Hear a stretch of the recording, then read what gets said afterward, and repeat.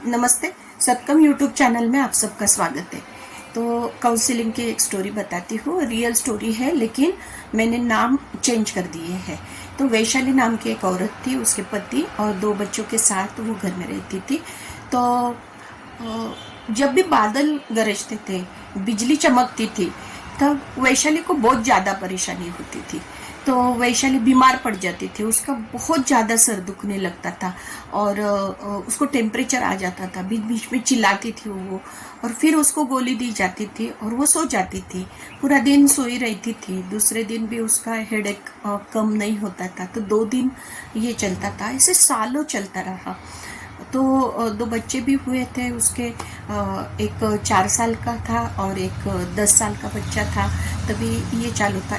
बात इतने तक आ गई थी कि जब भी बादल गरजने लगते थे, जब भी बिजली चमकने लगती थी, तो उसका छोटा लड़का जो 4 साल का था वो दौड़ के आता था और बोलता था, मम्मी मम्मी गोली ले लो, अभी सो जाओ आप, बादल आए हैं, बारिश होने वाली है। तो उसको गोली दी जाती थी, वो सो जाती थी। तो बाद में एक दिन मुझे पता चला, ऐसे हम लोग गपशप मार रहे थे, काउंसलिंग के रिगार्डिंग ही था। तो एक गेट टुगेदर जैसा था लेडीज़ लोगों का। तो वो इसमें सेशन चालू था हमारा। हम लोग बातें कर रहे थे कि सक्सेस स्टोरी भी बता रहे थे कि कैसे हमने लेडीज़ को सिखाया, फिर कैसे इतने विपरीत परिस्थितियों में लेडी अपना इनकम जनरेशन करती है, पैसा कमाती है, घर गृहस्थी भी संभालती है।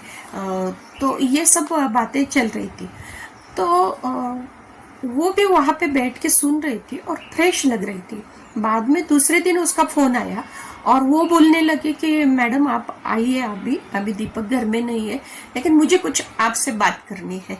तो मुझे थोड़ा टाइम था तो मैं गई उसके घर में। तो वो बोलने लगी कि न जाने क्यों मुझे आपसे बात करनी है, मैं बहुत साल से मैंने किसी से बात नहीं की है, वो बात मैं आपको बोलने वाली हूँ। मैंने बोला ठीक है। मुझे ऐसे लगा जैसे बंद दरवाजा थोड़ा थोड़ा खुल रहा है, ऐसे मुझे फीलिंग आई। तो बोले ठीक है, हम लोग सुनने के लिए तो हम तैयार है, बोलिए आप, बेझिझक बोलिए।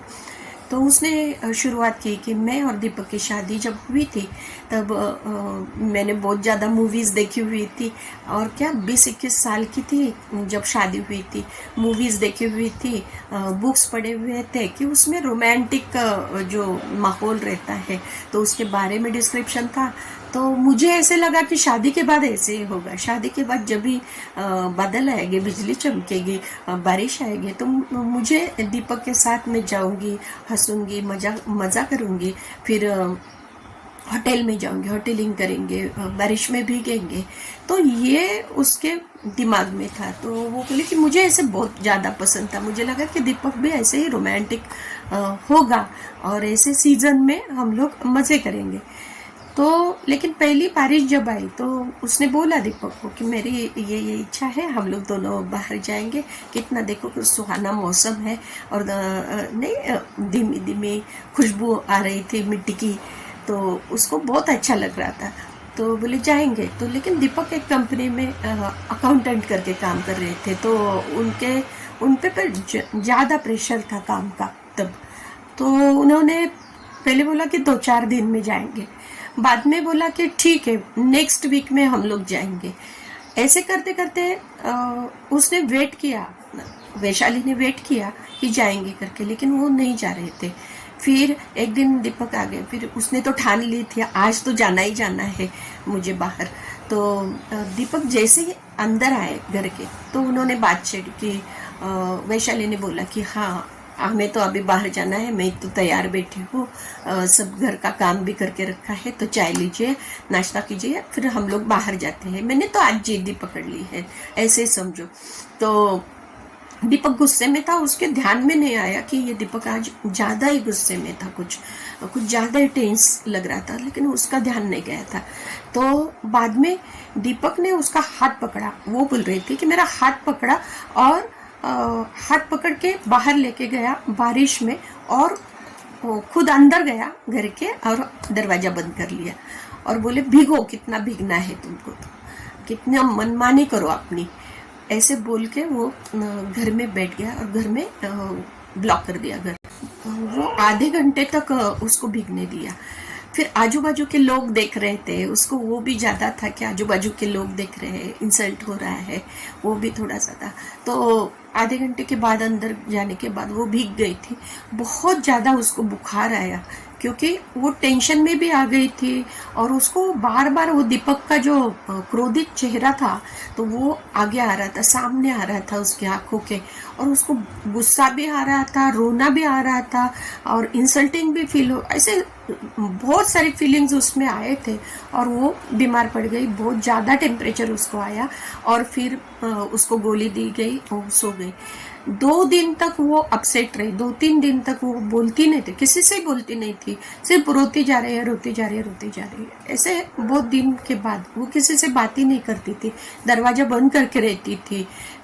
आजू बाजू के लेडीज लोगों का हंसने की आवाज भी आई ना उसको, तो उसको लगता था मेरे बारे में बोल रहे हैं, उन्होंने वो देखा है सीन तो उसके बारे में बोल रहे लोग, मुझे मेरे पे हंस रहे, ऐसे उसे लग रहा था। इसलिए वो चुपचाप घर में अपने बैठी रहती थी। फिर मेरे से जब बात उसकी हो गई, वो रोने लगी और मैंने बोला ठीक है हम दीपक से बात करते हैं। तो बोले नहीं नहीं नहीं, दीपक से बात मत करो। मैंने बोला डॉक्टर को क्यों नहीं बोला, इतना साइकोलॉजिस्ट के पास गए आप, साइकियाट्रिस्ट के पास गए तो उनका गोली चालू है, तो डॉक्टर को क्यों नहीं बोला। तो बोले ये दोनों डॉक्टर मेरे हस्बैंड के बहुत अच्छे फ्रेंड थे, इसलिए मुझे डर लगा कि ये फ्रेंड लोग हैं तो आपस में बातें करेंगे, फिर मेरे हस्बैंड की इंसल्ट भी हो जाएगी। इतना ज़्यादा तक उसने ओवर थिंकिंग किया था, तो इसलिए मैंने नहीं बोला। अभी वो थोड़ा सा रिलैक्स फील कर रही थी, मैंने बोला कि ठीक है इस पे सोल्यूशन निकालते हैं हम लोग, लेकिन दीपक से बात करनी पड़ेगी और मैं धीरे से बोलूँगी। और वो भी अभी पहले जैसा दीपक थोड़ी ना रहा है, 10-15 साल की बात है ये, 10-15 साल में तो आदमी चेंज हो सकता है ना। तो कि बोले कि धीरे धीरे बोलो मैडम, ज़्यादा नहीं बोलना। ऐसे करके मैंने दीपक से फिर मुलाकात की, उनके कंपनी में जाके बात की उनसे और मैंने ये पूरा किस्सा बताया कि ऐसे ऐसे हुआ था। तो वो तो भूल चुका था, वो बोले कि नहीं कब की बात बोल रहे हैं आप, 15-20 साल के पहले, 15 साल के पहले, 15 भी नहीं ज़्यादा साल हुए हो गए, ऐसे वो बोल रहा था। तो मुझे तो याद ही नहीं है कुछ। फिर मैंने उसको पूरा एविडेंस जब बताया तो ऐसे ऐसे इंसिडेंट्स बताया, तो वो बोला हाँ ऐसे कुछ हुआ था, अभी याद है मुझे, लेकिन मैं बहुत गुस्से में था मैडम। तो मैं उसको वो टाइम का उसने पूरा स्टोरी बताया मुझे, तो मैंने भी कुछ रेमेडीज उसको बताए कि अभी अपने को कैसे करना है। तो उसने बाद में बोला कि ठीक है मैं अभी वो रिक्रिएट करता हूँ और ये जो मेरे से जो गलती हुई है तो थोड़े सा सुधार सकता हूँ क्या, देखते हैं करके। तो हमने डिसाइड किया कुछ प्लान ऑफ एक्शन और फिर वो घर में जाके उसने शाम को इसको बोला वैशाली को कि मुझे समझा है कि आपके साथ बहुत बुरा बर्ताव हमने किया और मुझे बहुत अफसोस है कि आपको मैं बता नहीं सका, लेकिन वो टाइम का सिचुएशन ऐसा था कि नई नौकरी थी मेरी और नई नई शादी हुई है और वहाँ पे इतना ज़्यादा प्रेशर था कि वो जो मैनेजर थे जो जिनको वो रिपोर्टिंग करते थे, वो मैनेजर उनको बोलने लगा था कि आपकी नौकरी कुछ दिनों में जा सकती है, कुछ लोग मैन पावर रिडक्शन हो सकता है। तो उसमें मैं था और नई दुल्हन आई है, उसको कैसे बताएंगे, ये इंसल्टिंग वाली बात है, उसको कैसे बताएंगे। और वो इम्प्रेशन डेज रहते हैं ना, तो वो इम्प्रेशन डेज में मैं कैसे बताने वाला था आपको कि मुझे क्या प्रेशर है। तो उसको समझ में आया, फिर बोले कि हाँ ऐसे ऐसे हुआ था इसलिए मैं आपसे बात नहीं किया और अभी मुझे समझ में आ रहा है कि क्या क्या हुआ है और आप पे क्या बीती थी, वो मुझे समझ में आया है।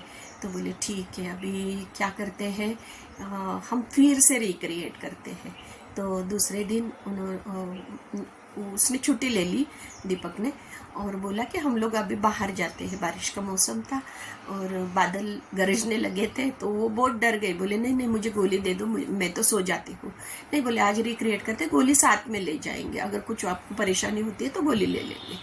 तो कैसे तो वो तैयार हो गई और वो थोड़ा सा बारिश की बूंदें आने लगी, वैसे वो बाहर निकल पड़े और होटल में गए, आइसक्रीम वगैरह खाई, फिर खाना भी खाएंगे बोले, लेकिन बच्चे घर में थे तो वो नहीं बोली। तो पार्सल लिया और कुछ गपशप की, और बारिश में थोड़ा सा भीगते हुए वो घर में आए, अंदर आए। आज वो खुश लग रही थी, लेकिन उसको पूछा कि तुम्हारे अभी सर दर्द नहीं हुआ क्या, लेकिन वो बोल रही थी कि थोड़ा सा सर दर्द हुआ है, चक्कर सा आ रहा है, अभी तक भी आ रहा है। तो बाद में वो बोला कि ठीक है। 2-3 दिन उसने छुट्टी ले ली कंपनी से, गया ही नहीं। और 2-3 दिन ऐसे टाइम, जैसे बादल गरजते थे, बिजली चमकने लगती थी, वैसे वो शाम को निकल पड़ते थे बाहर। और फिर धीरे धीरे 3-4 दिन के बाद उसको थोड़ा सा डर कम लगता है, ऐसे महसूस हुआ। बाद में उन्होंने बोला कि देखो अभी कैसे लग रहा है, आपने तो गोली नहीं ली है, तो अच्छा तो लग रहा है ना, आपको फ्रेश लग रहा है ना। तो वो फ्रेश हो गई थी, उसकी गोली बंद हो गई थी, और उसके दिमाग से वो पूरी बात जो है रिक्रिएट हो गई थी। ये जो नया किस्सा है, जैसे नया प्रोग्रामिंग किया है वैसे टाइप का उसने वो मेमोराइज कर लिया था। और उसको अब समझा था कि अपना हस्बैंड का भी कुछ साइड हो सकता है, इसलिए वो ऐसे मेरे से बर्ताव किया है। नहीं तो उसको लगता था कि मेरे से ऐसे बर्ताव क्यों किया, वही क्वेश्चन उसको ज़्यादा सताता था। लेकिन अभी उसका आंसर उसको मिल गया था। और बाद में 1 साल के बाद उसका मुझे फ़ोन आया कि मैडम आप घर में आओ। मैं गई, फिर बोली कि मैं 20,000 पर मंथ अभी कमाती हूँ, स्टिचिंग का काम शुरू कर दिया है। बच्चे बड़े खुश लग रहे थे। जो बिखरा हुआ घर था वो बहुत नीटली अरेंज किया हुआ घर आज लग रहा था। बहुत ज़्यादा खुश लग रहे थे, कपल भी हंस के। जैसे घर में एंट्री होती है तो पॉजिटिव वाइब्स आती है, जैसे हंसता हुआ घर दिखता है वैसे घर दिखता था। फिर उसने बोले कि मैडम चलो पकोड़े खाते हैं, और मेरे हस्बैंड के हाथ के पकोड़े खाने की मेरी इच्छा है। तो हंसी मजाक से उसके हस्बैंड ने भी बोला दीपक ने कि मैं पकोड़े बनाता हूँ, नहीं तो और 20 साल लग जाएंगे बाबा इसको भूलने के लिए। ऐसे करके हमें बोला, हमें बैठने दिया और उसने पकोड़े करके लाए। तो बोले कि देखो अभी मैं तो सुधर गया हूँ। तो ऐसे हंसी मजाक में चल रहा था। और वो बोले कि ये भी मेरी सेकंड इच्छा थी कि हम दोनों फ्रेंड बैठे और मेरे हस्बैंड ने मुझे पकोड़े खुद के हाथ से बना के देना चाहिए, ये भी मेरी इच्छा कंप्लीट हो गई। तो ऐसे छोटे छोटे इच्छाएं रहती है जो दबी हुई रहती है, और अपना भी एक एंगल रहता है, सामने वाले का एक एंगल रहता है, तो वो भी समझ लेना चाहिए। कम्युनिकेशन होना चाहिए हस्बैंड वाइफ में, तभी ये जो चीजें हैं, साइकोसोमैटो डिसऑर्डर्स बोलते हैं ये डिसीज को, तो मानसिक समस्या है ये दूर हो सकती है, कम हो सकती है। So communication is must. आपको जो भी बात सता रही है, ना डरते हुए आप एक दूसरे से बात करनी चाहिए। आपको ये ऐसे रियल स्टोरीज कैसे लगे, आपको भी कुछ हिंट मिलेगी काउंसलिंग के बारे में। ऐसे कुछ आपको दिखता है, ऐसे कुछ आपको स्टोरीज दिखती है, तो आप भी काउंसलिंग कर सकते हैं और अच्छे खासे हंसते हुए घर को बना सकते हैं आप। तो आपको कैसे लगा, आपको अच्छा लगा होगा तो आप कमेंट कीजिए, और ऐसे सब्जेक्ट हमें सजेस्ट कीजिए, लाइक करिए और हमारे चैनल को सब्सक्राइब करिए। धन्यवाद।